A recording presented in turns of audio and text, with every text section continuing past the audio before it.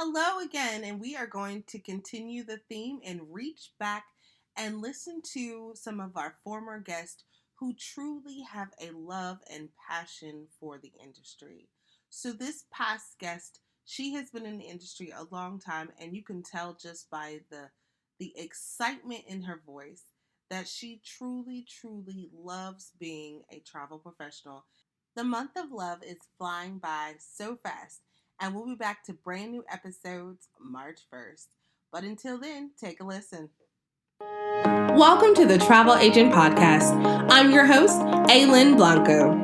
I interview successful industry professionals and share my personal journey to becoming a travel agent. The show is for aspiring travel agents and travel professionals at every level. My mission is to uncover the universal keys to thrive in this business. Join me as I take a closer look into the life of a travel agent. Hello and welcome to the Travel Agent Podcast. Today, we have a wonderful guest. She's going to tell us a little bit about herself, and we're going to get into the interview. Hey, Aylin, thank you so much for having me. I am Lindsay Epperly. I own Epperly Travel. We are a boutique luxury travel agency based out of Atlanta, but we are a team of 19 that are actually scattered all around the Southeast for the most part, but kind of the East Coast in general. A mix of ICs and employees and people that have been doing this a long time, like myself, 10 years, and people that are brand new to the industry. So it's a fun team to learn from. Awesome. So since you've been in the industry 10 years, how did you find yourself in the travel industry? Yeah, so I always joke. I feel like everyone kind of has a different story about how travel found them. It was not me going and seeking it, but travel found me when I was 19. And I was a college student looking for a brochure from a local travel agency in my hometown over the summer. And I walked in to get that brochure and I walked out with a job by accident. So it was like this total fluke. I had just gotten back from studying abroad, and like every, basic college girl that just studied abroad, that's all you talk about. So I'd walked into this agency and talking about France and what I did in France. And they said, you would be really good at travel sales, at being a travel agent. And I was like, what is that? I don't even know why I'm here. My mom sent me to get this brochure. And they're like, we think that you could probably like market to your friends in college, like anyone getting married, things like that. So at 19, when you're in that stage of life where you say yes to everything, I was there and I said yes to this, and the rest is history. That's a great story. It's funny. That's actually how I got my first job in college, except for it was a cell phone place. Love it. The accidental jobs are really the best jobs. Right. So what do you wish you kind of would have known when you first started that you would tell somebody who's starting right now? Yeah, gosh, to think back 10 years ago, I'll tell you what I've built between then and now. A lot of it has been to help other people avoid the pitfalls that I fell into because I had no idea. And when I first started, there were so few people under the age of, 80 in the travel industry. Right. I don't mean that to be offensive. I just mean I would walk into a room at 19 and people were like, oh, you've got the wrong room. And I'm like, no, I'm supposed to be at this travel conference. I'm a travel agent. And they were like, are you sure? So, so what I wish I would have known then, and again, it's like been a series of pitfalls, things I've learned the hard way. And that's now why I have a team that I'm helping learn, avoid my mistakes. I very much wish I would have known what I was doing, for one. I think, imposter syndrome is a real thing. And when you jump into the travel industry and you have no idea what you're doing, you're oftentimes told to fake it till you make it. And while I don't think that's horrible advice, I do think finding someone else that you can learn from, or finding a community and a tribe that you can learn from. I was very fortunate when I walked into my first travel week, where I was part of a Virtuoso agency, and I still am, just different now. But I happened to connect with the other people in the room that were about my same age group, and we have remained friends for the past 10 years. They've been my closest friends and confidants, but I've learned more from those people because I built a community immediately versus just what I was learning from my surrounding host agency. And I think that's probably something that I would tell other people is really make sure you're thinking through your current status and where that's going to get you. And that's also something I wish I would have known 10 years ago is, where am I going? I was very much at 19 kind of in the idea phase of one foot in front of the other, and I'll just kind of build this book of business. And then suddenly it turned into I'll build a brand, and then it turned into I'll build a business. And I'm thankful for that. My intuition's always got me that one foot in front of the other mentality. But I wish I had known 10 years ago this is what I was building, because I would have done things a little bit different. That makes complete sense. And I feel like this is just a resonating theme over and over again, is that this relationships and building a community, it's so, so important in the travel industry specifically, just because we're kind of all home-based, travel agents. And it's like, who do I turn to? So I love that this is just keeps coming up, because I want people to realize that building a community is so, so important. I feel like the like mantra of today's travel agent is relationship driven, but a lot of times people think that's just between you and your client. And it really is not. It's like between you and your peers. It should be community over competition. There's enough business for all of us to go around. And also you and your suppliers. So like it is such a relationship driven business. And if you only feel like it's one-sided with the client, like you're going to miss out on this whole other awesome opportunity of relationships that I think is like the coolest part of the industry. Because you don't meet an unfriendly travel agent for the most part, or you don't meet an unfriendly supplier. Like they're all super excited and happy to do business and love being in the travel industry. And I come from a sales background. And so that was the first thing that you learn. It's about relationship building. And so the fact that there's kind of this disconnect, because you're selling travel, so you are a salesperson. And so all of the sales training comes into play. I don't know why it kind of just feels like, oh, well, we're selling dreams. Right. Well, it's such a I can't think of another thing that I can really compare it to, because it's as much sales as it is service. And the service is where that relationship part comes in. But like sometimes people I think are very binary and think it's either one or the other. And it's like, no, you got to have like equal parts of both to really be successful as a modern day travel agent. I agree. So what is something that you feel like you failed at miserably, but you are an absolute rock star now? Something I failed at miserably. Okay. So when I was about 5 years into my career as a one-woman show, when I decided like, I want to be a mama bird. I would like to bring on people under me and help mentor people. Like I really, again, my whole life was about like, how do I help others avoid the pitfalls that I fell into? So I really wanted to bring on a team. And about that 5-year mark was actually when I launched Epperly Travel. And I made a bunch of changes at that point, like obviously rebranding, building it out as a team. And I suddenly had this like power and influence to hire people. And I thought like, just because I can hire, I should hire. And so when I first launched this new business, I brought on 10 brand new to industry ICs. And that was so silly because I was stretching myself so thin. I was not able to like pour into them as the leader that I was promising I was going to be. And then on the other side of things, I had this whole book of business that like, what am I supposed to do with that? I didn't have an assistant. I didn't have anything. So like, I have always been a very big picture thinker. And unfortunately that hurts me sometimes because I don't think about the like actual execution of that. I just think like, here's the dream. I'm going to go after it tomorrow and make it happen right now. And I really should have been more strategic. And I tell people this a lot because of what I've built in Epperly Travel, I get approached by advisors all the time who are saying like, I want to build a team. What should I do? And I'm like, your first thing is you should get your book of business in order. So if that means hiring an assistant or an intern or someone to help you manage what you've built as like, this is your nest egg, this is where most of your income is coming in. And you also don't want to mess up your clients that you've worked so hard for because you're focusing on building a team. Because like, I'll be honest, the income does not shake out for quite some time on the team side of things. You've got to make sure you protect that like initial building block of your business. So that was something I very much learned the hard way and failed. I don't feel like I just failed miserably. I feel like I failed in a very obvious light. Like I had to go to many of these individuals and tell them like, I can't be the leader that I promised you I could be. And I'm so sorry, I'm not going to be able to help you in your career. And that, like, I felt like a horrible person for having to do that. It felt like I was breaking up with 5 people of like and it truly was, it's not you, it's me. Like I overpromised here. But thank God I admitted that early on instead of like hindering them at all. And it's just something I learned the hard way. I think self-awareness is one of the most underrated skills that you can have.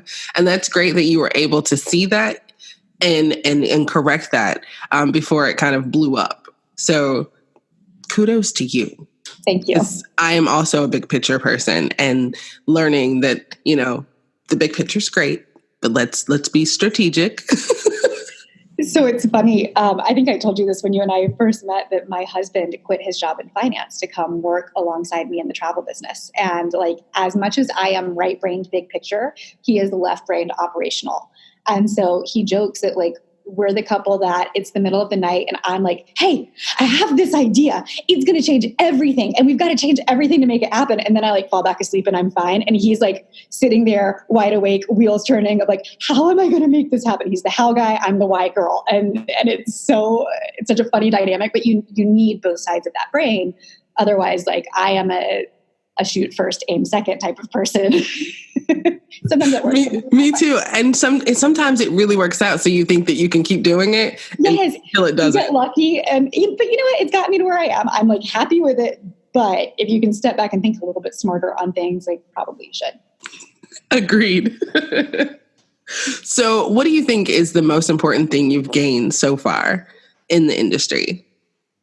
So for me, like I want to give this cheesy answer of like friendships, but like just like we were talking about, like the relationships in this industry are the most important thing to me. I mean, they have influenced who I've become, not just as a travel advisor, but as a leader.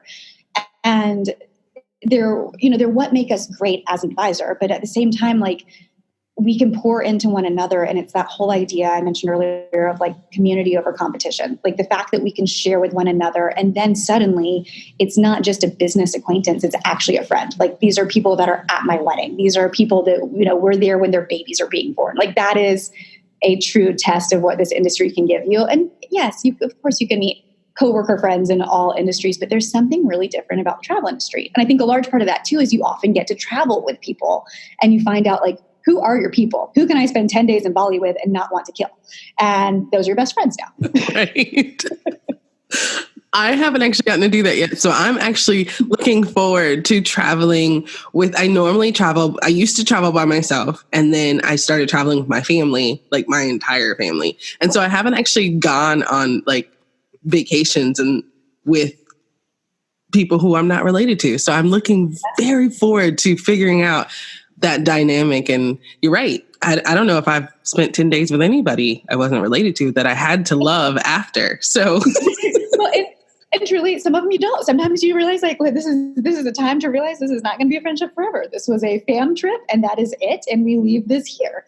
But then sometimes those relationships develop. And like, to me, that is the coolest thing of what I've gotten as a travel advisor is like this group of really important people. And it keeps growing. Like every year I go to a conference, even just something like this, like hearing you on your podcast, I reached out to be like, thank you for doing this, because I'm also hearing about people that I never would have met otherwise because they're not in my consortia. So I love how far and big the reach is of the industry and how open people are to talking to one another usually. I just think that's the coolest thing. I am excited. Like the relationships just from this podcast it has literally changed my life. And I'm so glad that you reached out because we're going to be friends forever. So what is the most exciting thing that you have going on in business and in life right now? Oh, in business and in life. So I'll touch on this a little bit. I'm passionate about helping people and specifically people in the travel industry. I'm passionate about being a mentor. And at Epperly Travel, so we've been around for 5 years, and most of the people on my team are brand new to the travel industry. It was just something that I loved, like bringing people in as baby birds and like watching them hatch and fly and like spread their wings. And that makes me so proud. Something that I started to realize though, I was doing this internal training program and I had done 3 years of that. And I would bring on like just a few people each year through this program. And it was becoming limiting. Honestly, it was becoming, I was meeting really good, amazing people throughout the entire year. And I did not have the capacity to train or hire each of these people. And I was like, I have a specific vision for Epperly. And I know there are other people that can be successful and I want to find a way to pour into them. So what I wound up doing, my husband and I actually worked on this together. We launched a totally separate travel training program called Entree Travel. And the basis is entrepreneurship and travel. So it's how do you become a successful independent contractor by looking at your business as a business. And that's what I love teaching people. So like everything that's in there is scripted by like what I have always taught my ICs, but it's done in a way that's totally separate from Epperly. And that was very intentional. because we want people to be able to go through it no matter what their host is, no matter what their consortia is, like a modern day CTA style program that's actually like addressing the needs of this industry and of the ICs. Because as you have seen, probably a lot of the training out there is either super, super dated, or it's a feeder program to one specific agency. And it's like, well, if you're not a good culture fit for that agency, or if it's just not what you want to do, like you shouldn't have to be tied into one agency just because they offer training and no one else is offering it. There should be something standalone. So this was my answer to that. And that's what I'm probably most excited about right now is not just having worked on that for the past several months, but having launched it actually this past month. And the feedback that we're receiving has been really cool so far. Congratulations. I'm excited to hear more about it. So we'll definitely be talking later for sure. Happy to help and address any questions. And like I mentioned, like I was invested in the like foundation of it, the building of it. And now it's becoming like its standalone separate thing where like I'm hoping it can spread its wings. And my focus is Epperly Travel, which is what it has always been. And that's what I'm most passionate about is like, all right, how do I help my team? Where do we grow? Where do we go next? Actually, you mentioned like, what am I most excited that we're working on? I, for so long, was doing so much in sales that I didn't have the capacity to work on the business. I was working so much in the business. So this past year, a large part of what my husband and I have done together is building out a strategy to get me mostly out of sales. So I'm able to sit kind of overseeing everything. I'm still involved in like my original client book, but really that's being managed completely by Becca on my team, who's phenomenal. And I am now able to pour into our salespeople more because of that. And I'm able to pour into the company more because of that. So as excited as I am about our whole separate venture of Entree Travel, I'm just as excited about being at Epperly and able to like future forecast and say like, all right, 2020, here's what we're expecting to happen in the travel industry. And here's how we at Epperly are going to be marketing differently. Here's how I'm going to encourage my agents to approach their clients differently. Like it's thinking strategically and big picture, which is what I'm best at. So I'm no longer bogged down with like every single sale that's coming through the door. I think that's where a lot of people who have the desire to be an owner or a CEO find themselves getting stuck. And I was stuck for years with it. So it's not an easy transition. Well, we're definitely going to talk about that later because I, having these interviews, that is a definite pain point is working in instead of on. So there's something coming up about that. So that was a great segue into the 2020 of Travel Agent Podcast. So where can our audience find you?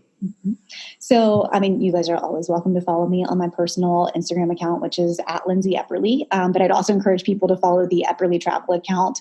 I am on there pretty regularly too, like doing Instagram stories and trying that whole thing out. Although I'm not totally convinced that that's like what I love, but it still is a fun way to connect with our clients.